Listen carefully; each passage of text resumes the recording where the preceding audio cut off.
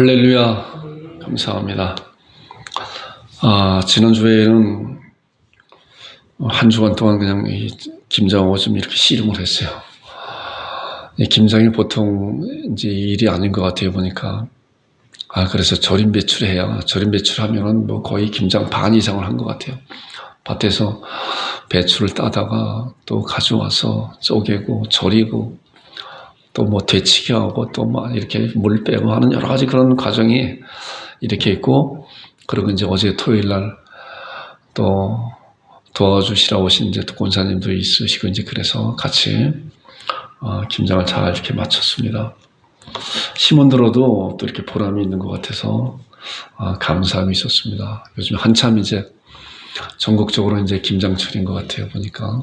그래서 월동 준비를 잘 하시는 우리 성도님들이 되기를 주님으로 축원드립니다. 제가 이거 사진을 한번 찍었어요. 이 앞에 있는 것을. 이거 보게 되면 이제 쌀, 이제 김포의 이제 최고의 쌀이죠. 고시가리. 김포에 나오는 쌀 중에서도 이제 여러 가지 그 품종이 있는데 이 고시가리가 이제 제일 비싸고 이제 좋은 쌀인데, 제 친구 농부가 있는데 늘 매년 되게 되면은 농사를 져서 또 우리 교회 추수감사절 이렇게 때 또 갖다 줘요. 보면은 아직 믿음이 없는데도 매년 또 그렇게 갖다 줘서 너무나 감사하다. 그리고 이제 앞에 있는 또 배추도 이제 많지만 아주 가장 이쁜 거를 이제 올려놨어요. 배추, 또 무, 또 빨간 무, 또 감도 있잖아요. 또 호박도 있고, 또 사과도 있고, 또 귤도 이제 있고 그랬어요. 이거 우리 교회가 산 거가 하나도 없어요. 보니까 다 이렇게 또 갖다 주셔서 일부만 이렇게 이제 진열을 이렇게 해봤습니다. 그래서 너무나도 감사하다. 또 이것뿐만이 아니라 또 헌물도 있고, 또 이제 헌금도.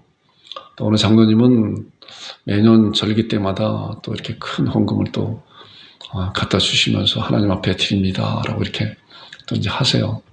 또 어느 자매님도 그렇게 하시고, 또 서울에서 신앙생활 하시는 몇몇 이제 또 권사님께서도, 여러분 권사님이 또 계좌로 또 이렇게 또 전달해서 또 추수감사절 때 되면은 이렇게 감사헌금을 또 이렇게 우리 교회를 통해서 하나님 앞에 올려드리는 그런 모습을 보면서 나도 참 많이 본받아야 되겠다 하는 그런 생각을 많이 갖게 됩니다.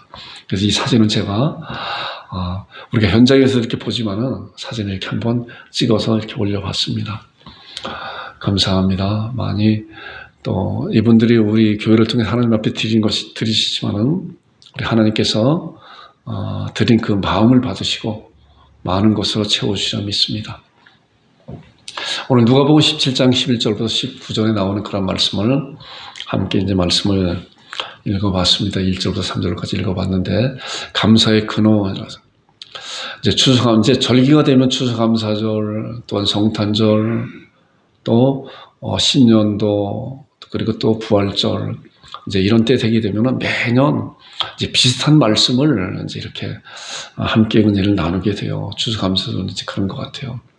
그래서 오늘은 이제 감사의 근원, 감사를 누구한테 이렇게 드려야 될 것인가. 물론 우리가 하나님 앞에 드려지는 그런 감사지만은 말씀을 통해서 참으로 드려지는 그런 감사에 대한 것이 어떤 것인가 한번 같이 은혜를 나누는 시간을 가졌으면 좋겠다 하는 생각을 가지고, 오늘 말씀이 그렇게 길지 않아요.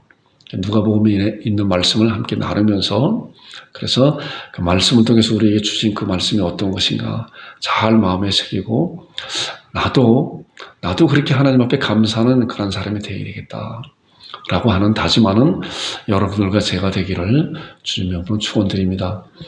자, 제가 이제 본문 말씀을 이렇게 보겠습니다.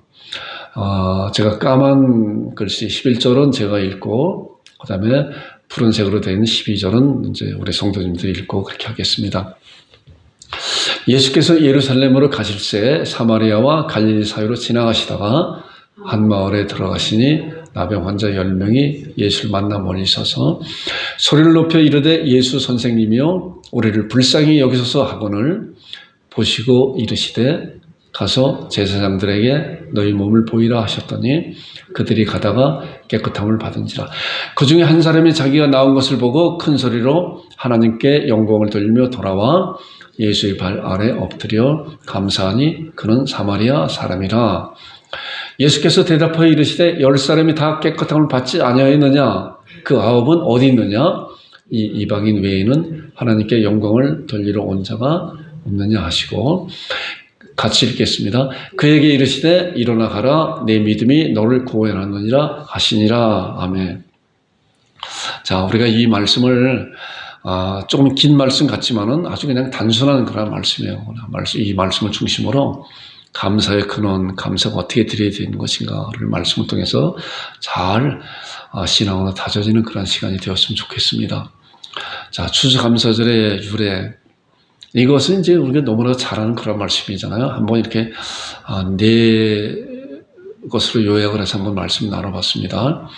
자, 1920년에 9월 16일 영국의 청교도들이 이제 자기의 신앙을 지키기 위해서 모든 것을 본토, 고향, 친척집을 다 떠나잖아요. 자기 떠나서 약 120명이 메이플라워를 통해서 65일 동안 항해하는 가운데 많은 분들이 그런 배 가운데 또 이렇게 죽게 되죠. 그래서 1621년 10월에 거의 1년 이상이 됐죠. 그래서 미국 매사추세츠에 있는 어느 이제 항구에 도착을 해서 그들이 또 많은 어려움 가운데 이제 1년을 지내게 되죠. 그리고 가을에 추상국시를 이제 하나님께 바치며 예배를 드리는 것이 이제 미국은 1789년도 초대 대통령이었던 워싱턴 대통령이 이제 그러한 것을 감사절로 공식으로 이제 공포했어요. 그래서 우리나라는 이제 대명절이 8월 한거이 또 설날이잖아요. 이제 미국은 추수감사절이 아주 큰 명절로 이렇게 지키고 오고 있습니다. 그래서 이제 우리나라 교계는 여러 논의를 거쳐서 11월 셋째 주일로 이제 추수감사 주일로 감사 예배를 드리는 그런 것이 이제 전통적으로 이렇게 내려오고 있습니다. 그래서 우리 어떻게 보게 되면은 11월 셋째 주가 되면 좀 늦은 감이 있어요. 그래서 이제 어떤 교회들은 11월 첫 주, 또 11월 둘째 주, 아니면 10월 말일, 그렇게 또 추수감사주일로 이렇게 정해서 이제 드려지고 있는 그런 모습도 보게 됩니다. 어찌하든 간에 그런 날짜가 중요한 것은 아니라라고 저도 이렇게 생각을 하지만은, 우리 교회도 이제 11월 셋째 주일로 이렇게 설립 때부터 이렇게 지켜오고 있습니다. 자, 구약의 이제 감사절이 어떤 것인가. 이제 구약, 이것도 다 성경적인 그런 근거가 또 있어요. 보니까 한 말씀만 같이 이렇게 보겠습니다. 출애굽기 23장 14절부터 16절에 있는 보니까, 너는 매년 3번 내게 절기를 지킬지라. 이제 하나님께서 모세를 통해서 이제 이스라엘 백성들에게 말씀을 주는 거예요. 너는 무교병의 절기를 지키라. 내가 내게 명령한 대로 아비보르의 정한 때 이랫동안 무교병을 먹을지니 이는 그 달에 내가 애굽에서 나왔음이라. 빈손으로 내 앞에 나오지 말지니라. 자, 무교병이라고 하는 것은 이제 누리기 없는 떡이잖아요.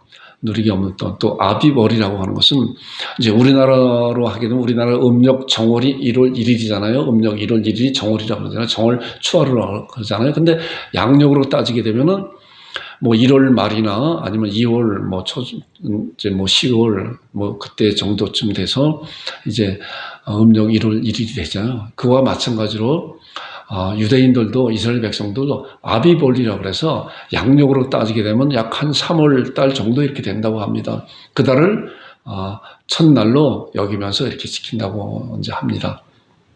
또 이제 맥주절을 지키라. 맥주절은 이제 보리맥이잖아요. 보리 추수하는 이제 그런 것을. 그래서 이는 내가 수고하여 밭에 뿌린 것을 첫 열매 거두미니라.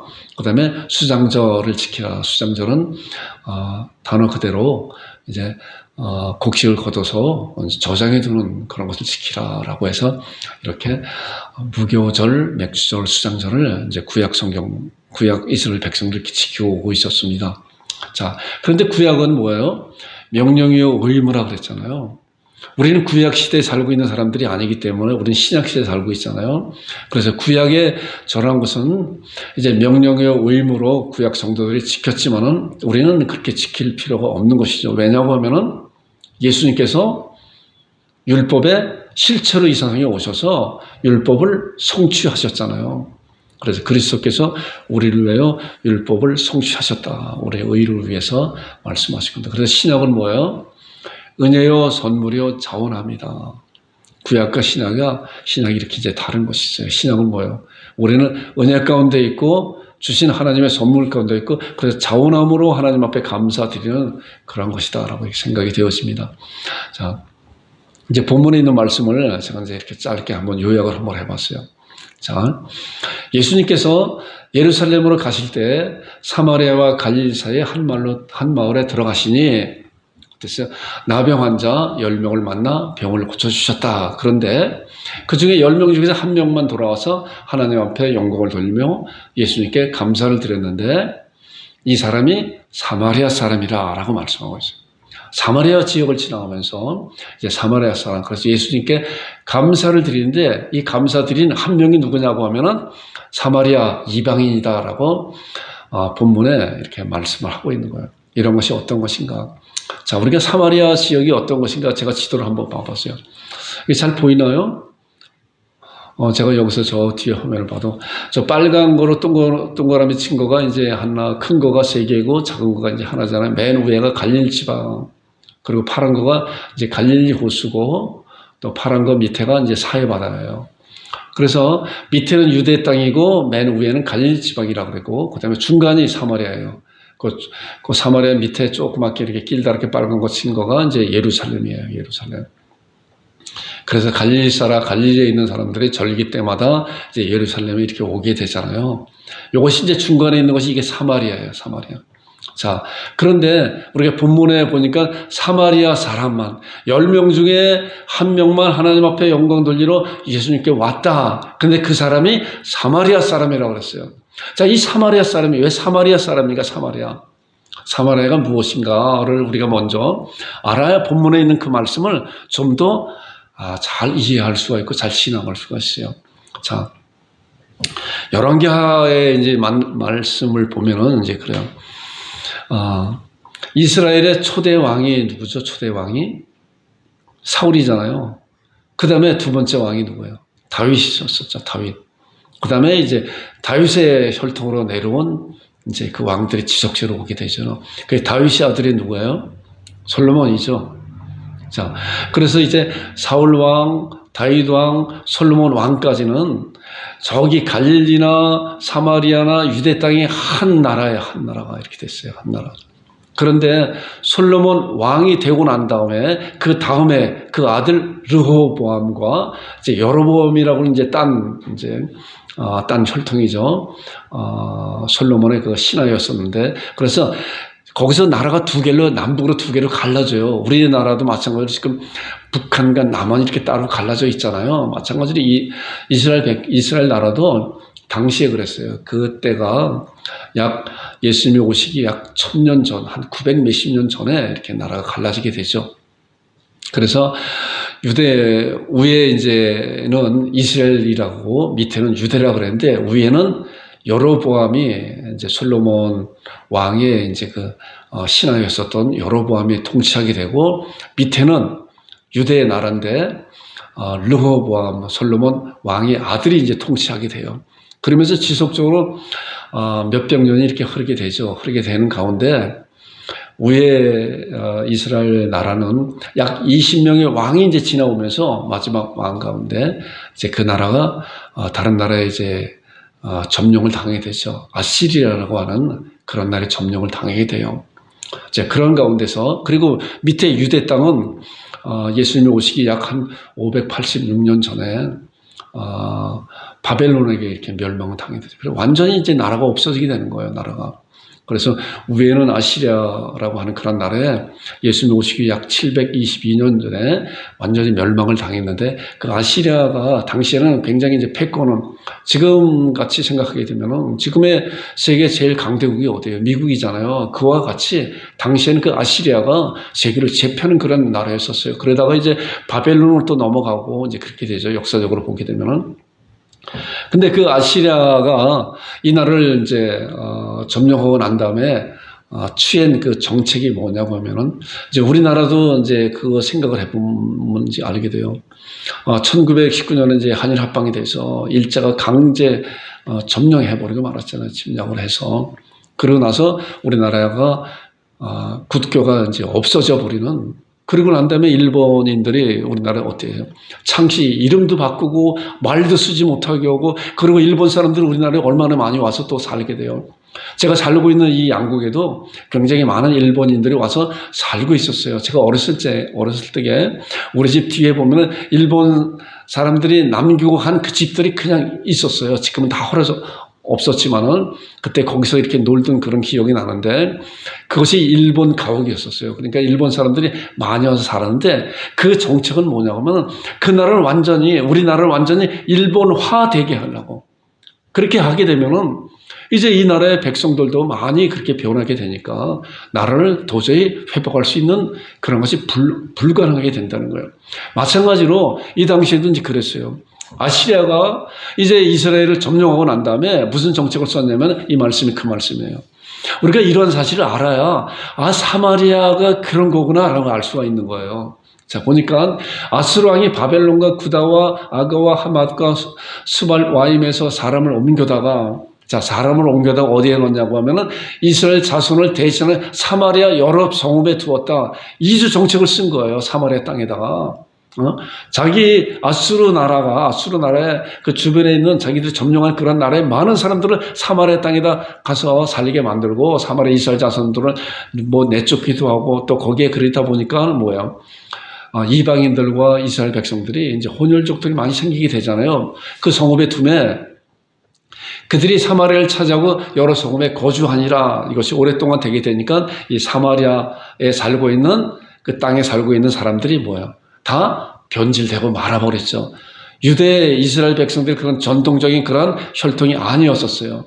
자, 이런 것은 이제 신약에서 이제 말씀을 보니까 요한복음 4장 9절에 나오는 그 말씀은 이제 수가성에서 예수님께서 이제 그 갈릴 지방에서 예루살렘을 갈 때 사마리아 땅을 지나가거든. 사마리아 땅을 예수님만이 이제 그래요. 예수님만이.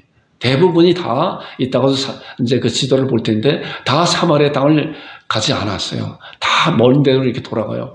그런 가운데 요한복음 4장에 나오는 말씀은 수가성의 우물가의 그 여인에 대한 그런 말씀이 나오잖아요. 예수님께서 그 여인에게 나에게 물 좀 달라라고 하는 그런 것을 말하면서 그 여인과 같이 대화하는 그런 가운데 있는데, 이 여인이 예수님께서 나에게 물 좀 달라라고 하는 그런 말을 듣고 그 대답한 말이 요한복음 4장 9절에 나오는 그 말씀이에요. 보니까 사마리아 여자가 이르되 당신은 유대인으로서 어찌하여, 예수님 보고 그런가. 예수님께서 유대의 그 사마리아 여인한테 물 좀 달라고 하니까 사마리아 여인이 당신은 유대인인데 어찌하여 사마리아 여자인 나에게 물을 달라 하나이까 하니, 어떻게 나에게 물을 달랍니까? 왜냐고 하면 보세요. 이는 유대인이 사마리아인과 상종치도 않은다. 상종치도 않아요.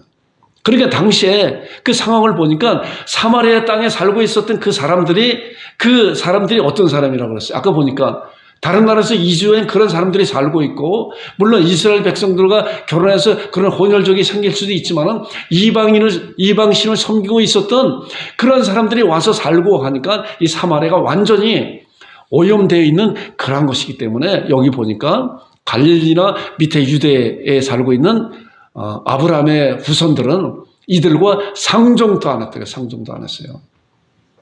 그것이 사마리아 사람이라는 거예요. 그래서 우리가 이런 배경을 알아야 본문에 나오는 말씀을 볼 때, 그래서 예수님께서 사마리아 사람, 너 이방인 너만 왔구나 라고 말씀한 거구나 라고 알 수 있는 거예요. 자, 이제 보세요. 제가 지도를 이제 이렇게 그려봤어요. 아까는 이 화살표가 없었잖아요.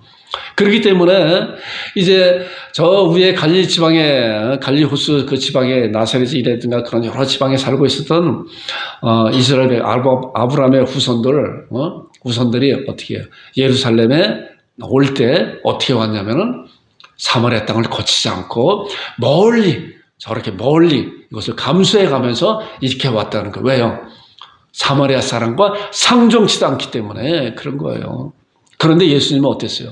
예수님은 갈릴리 지방에서 사마리아 땅을 통해서 예루살렘에 왔다 갔다 하셨잖아요.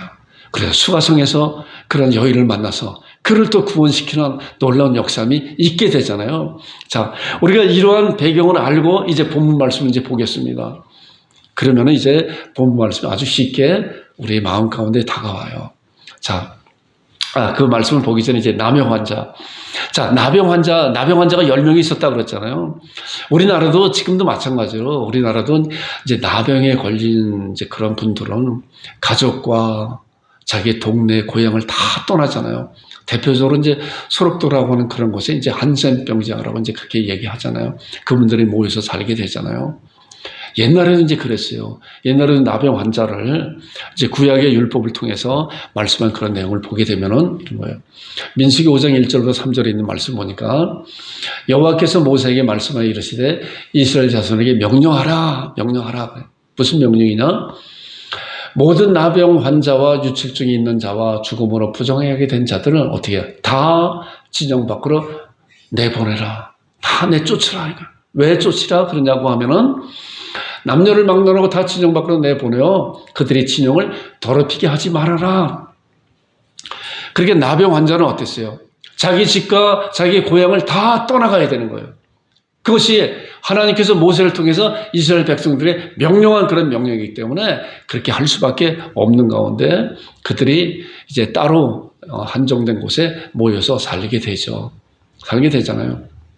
그래서 그들이 이제 그 나병 환자를 어떠한 경우든 어떠한 모양이든 간에 이제 나병 환자가 낫다라고 생각했을 때 이제 어떻게 되는 것인가 그것도 말씀하고 있는데 그 말씀이 이제 이거예요. 말씀이 이제 이런 말씀이에요. 보니까 여호와께서 모세에게 말씀하여 이르시되 나병 환자가 정결하게 되는 날에 귀래 이러하니라. 이제 나병 환자가 다 고침을 받았어요. 자연적으로 고침을 받든 누구의 치료를 받든 치료를 받게 되면 어떻게 되냐고 하면은 곧 그 사람은 제사장으로 데려갈 것이요. 제사장은 진영에서 나가 진찰할지니 그 환자에게 있던 나병 환부가 나았으면 그 다음부터 나오는 말씀이 쭉 나오는 말씀 여러 가지 그런 귀례를 통해서 이제 하나님 앞에 드려지는 그런 여러 가지 모습이 있어요. 근데 보니까 제사장으로 데려갈 것이라라고 해요. 자, 나병이 나온 자들은 제사장으로 가서 확증을 받아야 다시 자기 고향으로 가족으로 돌아갈 수 있는 그런 자격이 돼요. 그렇지 않다고 하면은 이제 율법을 어기는 그런 자이기 때문에 때로는 돌로 맞아 죽는 그러한 경우에 처해질 수가 있다는 거예요. 자, 이러한 이제 정황을 사마리아 땅과 또한 사마리아인과 이제 또 나병 환자들이 이러한 모습이라고 하는 그런 상황을 우리가 잘 알고 이제 본문의 말씀을 한번 보겠습니다. 자, 보니까 예수님께서 예루살렘에 가실 때 사마리아와 갈릴리 사이로 지나가시다가 자, 사마리아와 갈릴리 사이로 이제 가시는 거잖아요. 예수님께서. 자, 가다가 한 마을에 들어가시니 나병 환자 10명이 예수를 만나 멀리 서서 자, 예수님 가까이 많은 분들이 이렇게 왔잖아요. 예수님 가까이 오고 또 예수님의 옷도 만지고 하는 그런 모습도 우리가 성경을 통해서 알게 되는데 나병 환자들은 어때요? 사람들이 많이 있는 그런 모습을 보고도 가까이 갈 수가 없잖아요. 이들은 그런데 하나의 소망이 있었어요. 하나의 소망이 있어요. 이 말씀에 자세히 나오지 않지만 이 말씀의 정황을 볼 때 나병 환자도 또 이렇게 풍문으로 예수님이라고 하는 그런 분이 계신데 그분은 어떠한 병도 고치는 그런 분이다.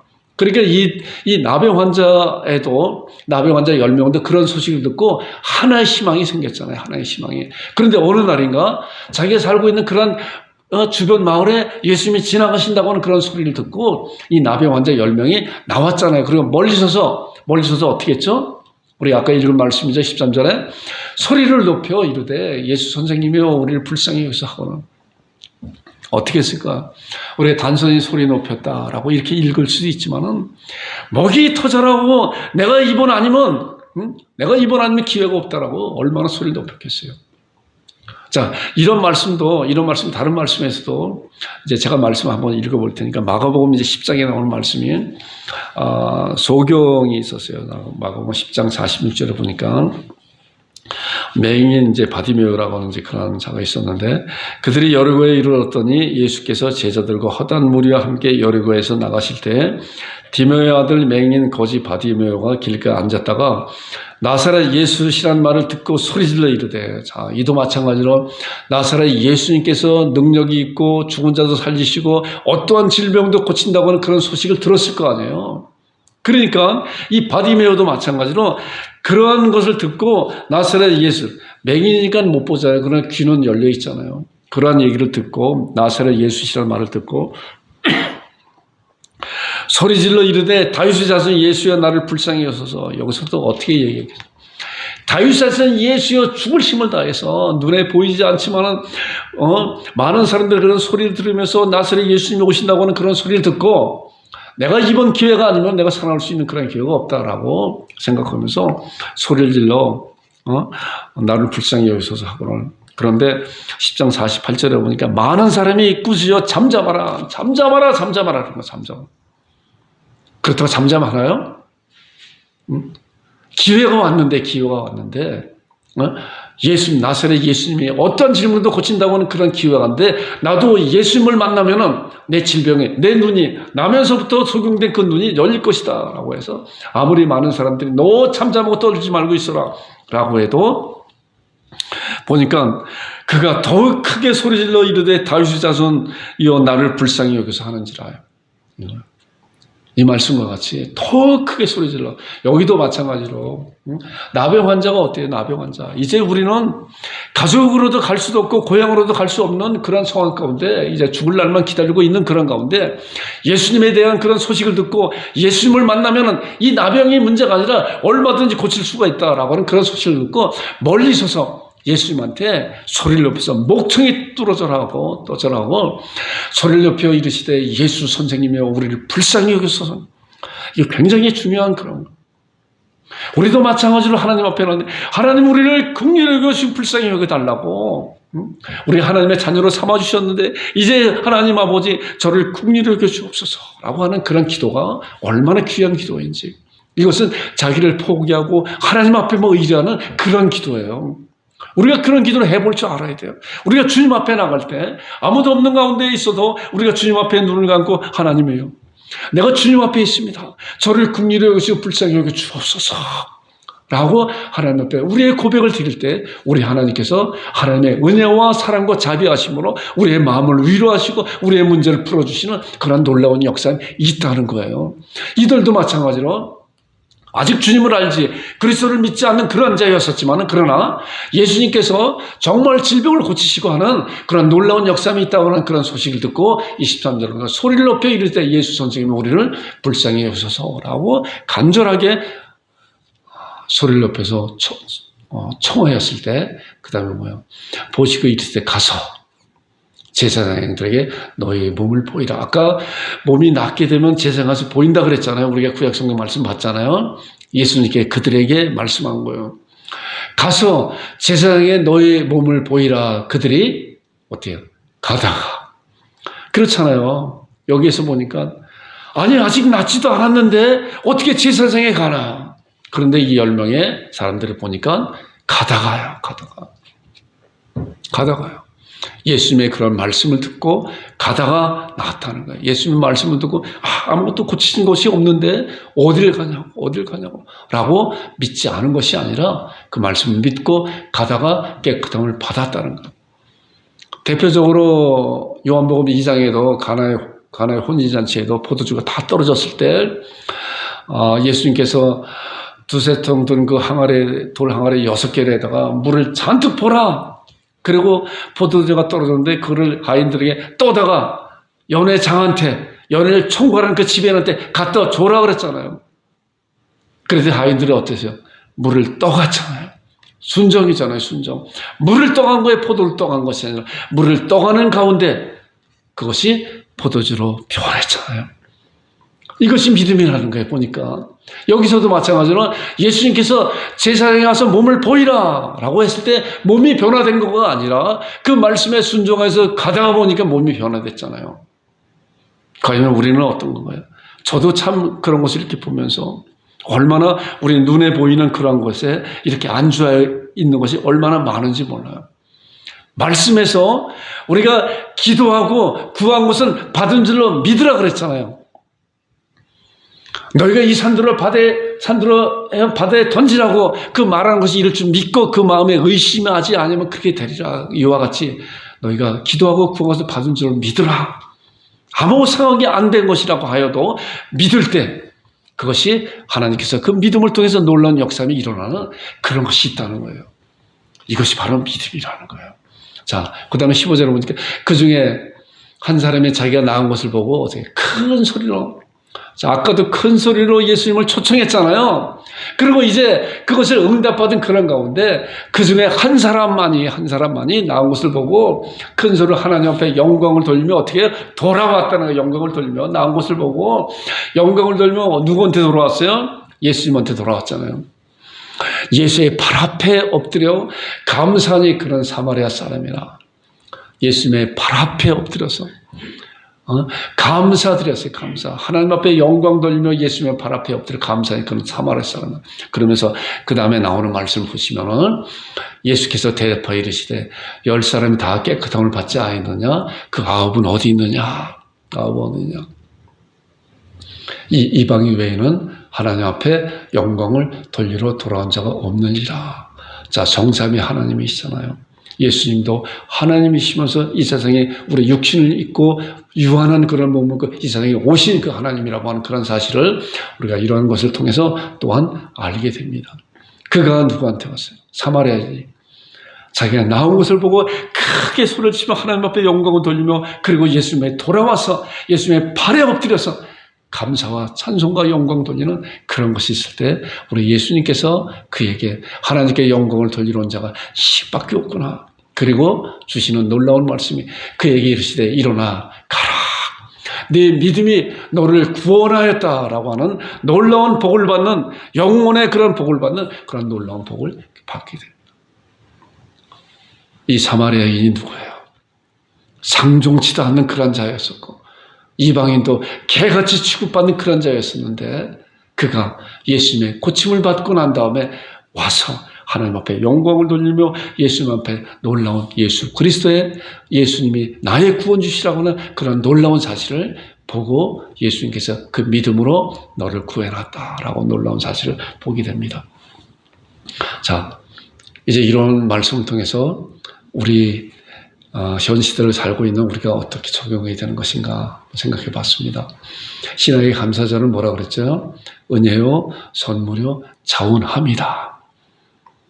자, 나병 환자가 하나님 앞에 감사와 찬송과 영광을 돌렸잖아요. 자, 우리 신앙의 감사절은 뭐야? 감사함으로 우리가 하나님께서 은혜를 받고 우리의 건강함과 우리의 여러 가지 지금까지 살아있는 그런 모습을 보면 하나님 감사드리잖아요.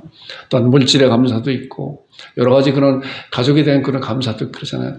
은혜의 선물의 자원함인데 말씀을 보니까 자, 은혜가 어떤 것일까? 요한일서 4장 10절에 보니까 사랑은 여기 있으니 우리가 하나님을 사랑한 것이 아니요 하나님이 우리를 사랑하사 우리 죄를 속하기 위하여 화목제물 그 아들을 보내셨습니다. 자, 하나님이 우리를 사랑한 거예요. 이것이 은혜잖아요.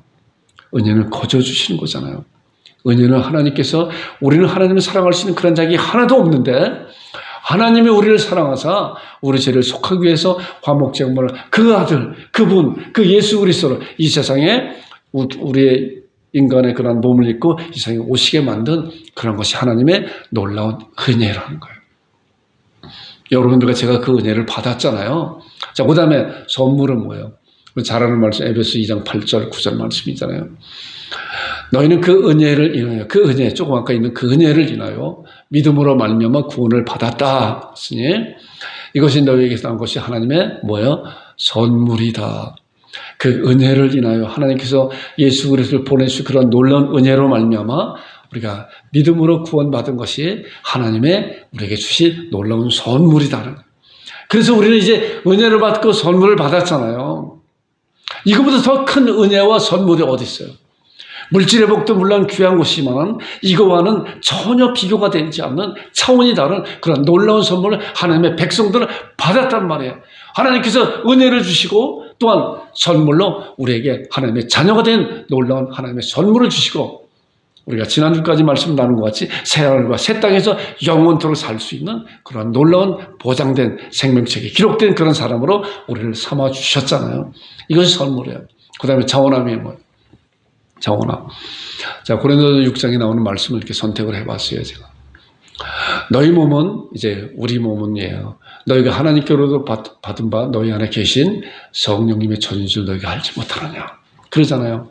하나님의 자녀들은 우리 안에 성령께서 오셔서 우리가 그것을 성령님을 잘 알든 모르든 간에 성령님이 우리 안에 오셔서 말씀을 알게 하시고 하나님 앞에 예배드리게 하시고 하나님 앞에 기도하게 하시고 그리고 기도로서 이제 예수님의 이름으로 기도하게 하시는 그런 것이 바로 성령님께서 우리 안에서 행하시는 그런 일이라는 거예요. 그래서 이 말씀 보니까 너희 몸은 너희가 하나님께로부터 받은 바 너희 안에 계신 성령님이 전인 줄 알지 못하느냐? 너희는 너희 자식 것이 아니라 값으로 산 것이 되었으니 그러므로 너희 몸으로 하나님 앞에 영광을 돌리라. 뭐예요?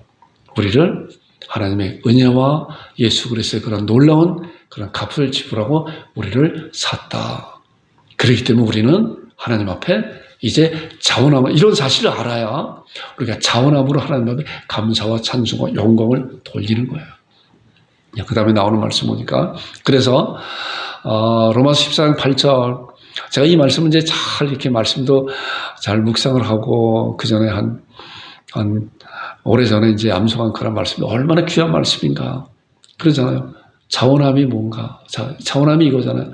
내가 살아도 우리가 살아도 주를 위해 살고 내가 살아도 주님을 위해 살고 내가 죽어도 주를 위해서 죽나니 그러므로 내가 사나 죽으나 주의 것입니다. 주의 것입니다. 이것이 얼마나 놀라운 자원함으로 하나님 앞에 드려지는 거예요. 하나님 내가 주님의 것입니다. 왜냐하면 주님께서 나를 값주고 사주셨기 때문에 나는 내 것이 아니라 주님의 것이고 그렇기 때문에 내가 먹든지 마시든지 무엇을 하든지 다 하나님의 영광을 위해서 하겠습니다. 라고 자원하고 결단하고 하나님 앞에 드려질 때 이것이 하나님의 놀라운 자원함으로 주시는 받는 그런 것이라는 거예요. 이것이 바로 우리에게 주신 놀라운 은혜라는 거예요. 그래서 우리가 감사절에 감사함을 할 수 있는 것은 하나님께서 주신 그 은혜를 깊이 깨닫고 또 하나님께서 그 주신 그런 선물을 확실히 신앙하고 그리고 그 은혜와 선물 주신 그런 감사함으로 하나님 앞에 나를 드려지는 거예요. 하나님이 저를 주 앞에 드려집니다. 주님이 사용하세요. 라고 우리가 주 앞에 속삭이든 또 주 앞에 소리를 내서 부르시든 하나님과 나의 그런 관계에서 들을 때 하나님의 놀라운 은혜가 우리 마음 가운데 오는 거예요. 여러분과 제가 그러한 감사드리는 그런 자들이 되기를 주님으로 축원드립니다. 자, 그런 자들이 이제 하나님께 은혜를 받고 선물을 받고 자원하고 하나님 앞에 드려지잖아요. 우리가 그런 삶 가운데 또 어떤 것을 하는가? 하나님의 이름으로 예수 그리스도의 이름으로 나누는 것이에요. 우리에게 주신 것을 나를 드리면은 내가 가진 것을 어떤 것도 드릴 수 있는 그런 신앙이 나오잖아요. 자, 히브리서 13장 6절에 보니까 우리에게 주시는 그런 말씀이에요. 오직 선을 행함과 서로 나눠주기를 잊지 말라. 하나님이 이 같은 제사를 기뻐하시느니라. 서로 나눠주기를. 자, 디모데전서 6장 17절을 보니까 선을 행하고 선한 사업을 많이 하고 나눠주기를 좋아하며 너그러운 자가 되게 하라. 나눠주기를 좋아하라. 오늘 우리 교회도 이제 그 시루떡을 했어요. 아까 시루떡을 이제 제가 10시까지 찾으려고 해서 10시까지 이제 가서 찾았는데 아주 떡이 뜨끈뜨끈해서 우리 사모도 그래요. 이거 뜨거울 때 저 식기 전에 몇 분한테 이제 갖다 주면 좋겠다 해서 몇 사람한테 이제 이렇게 제가 배달을 하고 왔어요. 시간은 촉박한데 이거 식기 전에 빨리 갖다 드려야 되잖아요. 7, 8분인가요? 그 정도 돼요. 여기서 또 거리가 한 10분 정도 가는 그런 차고리도 있고 그래서 거기도 빨리 갖다 드리고 왔는데 드리면서도 제 마음 가운데도 이건 드려본 자만 아는 것이구나. 받는 자보다 주는 자가 복이 있다고 하는 그런 말씀 가운데 있는 것 같이 그렇다. 드려보니까 드리고 보니까 감사함이, 몸이 좀 힘들어도 감사함이 있구나. 하나님의 말씀에서도 우리가 하나님께서 주신 그런 은혜와 선물을 받은 그런 자들은 자원함으로 하나님 앞에 드려지는 영광이 있는데, 그것뿐만이 아니라 우리의 삶 주변에서도 성도들을 섬기며 우리의 주변을 섬기며 하는 그런 것이 말씀 가운데서 우리가 해야 되는 그런 일이라. 그래서 서로 나눠주기를 좋아하는 그런 자들이 되기를 주님의 이름으로 축원드립니다. 자, 이제 마지막 말씀이에요. 잘 아는 말씀이잖아요. 항상 기뻐하라, 쉬지 말고 기도하라, 범사에 감사하라. 이는 그리스도 예수 안에서 너희를 향하신 하나님의 뜻이니라. 어떻게 해요? 범사에 감사하라. 범사에 감사. 우리가 쉬지 말고 기도하는 그런 가운데 있을 때 기쁨이 밀려오고, 기쁨 가운데 뭐예요? 감사함이 있잖아요. 그래서 어떤 일이 우리에게 닥치더라도 이 말씀을 잘 우리가 묵상하면서 순종하면서, 나에게 닥쳐오는 그런 고난이 있다고 해도 하나님께서 이런 고난을 통해서 나에게 큰 그런 은혜를 베풀어 주는 그런 과정이라고 하는 그런 신앙을 갖고 하나님 앞에 감사합니다. 제가 감당하겠습니다. 하나님 감당할 수 있는 그런 믿음을 갖게 해달라고 하나님 앞에 기도하면서, 그래서 고난당한 것이 내게 유익이다. 이로 인하여 내가 주의 윤례를 배우게 되었노라 라고 하는 그런 말씀이 우리 삶 가운데 성취할 때, 이것이 그리스도 예수 안에서 우리를, 저와 여러분들을 향한 하나님의 놀라운 뜻이라는 거예요. 뜻. 하나님의 그런 뜻을 우리가 이제 알았잖아요. 뭐예요? 항상 기뻐하고 쉬지 말고 기도하고 범사에 감사하라 라고 하는 그런 신앙을 잘 마음에 다져지면서 하나님 감사합니다. 저도 이제 아침에 기도하러 이렇게 나오면서 하나님 감사합니다. 감사합니다. 그런 말씀을 많이 하나님 앞에 고백해요. 잠언에 보니까 그 말씀이 있어요. 잠언에 보면은 마음의 즐거움은 양약이라도 심령의 근심은 뼈로 마르게 하느니라. 잠언 17장 22절에 그래요. 그리고 15장 13절의 말씀도 보니까 마음의 즐거움은 얼굴을 빛나게 해도, 그러니까 마음의 즐거움은 얼굴이 빛나고 마음의 즐거움은 양약이라는 거예요. 이것이 뭐예요? 감사함으로. 그래서 이 말씀이 얼마나 귀한 말씀인가. 우리가 기도할 때 하나님께서 우리 기도 가운데 우리에게 기쁨을 주고, 우리 기쁨 가운데 감사함으로 우리에 나오잖아요. 이런 감사함으로 우리의 얼굴이 빛나고 우리의 그런 질병을 치유할 수 있는 놀라운 그런 양약이 되는 그런 놀라운 말씀은 우리의 삶 가운데 이루어진다는 거예요. 그래서 여러분과 제가 이 추수감사절을 맞이해서 범사에, 오늘만이 아니라 365일 어느 때든지 하나님의 감사하는 여러분과 제가 되기를 주님의 이름으로 축원드립니다. 기도하겠습니다. 아버지 하나님, 은혜를 감사합니다.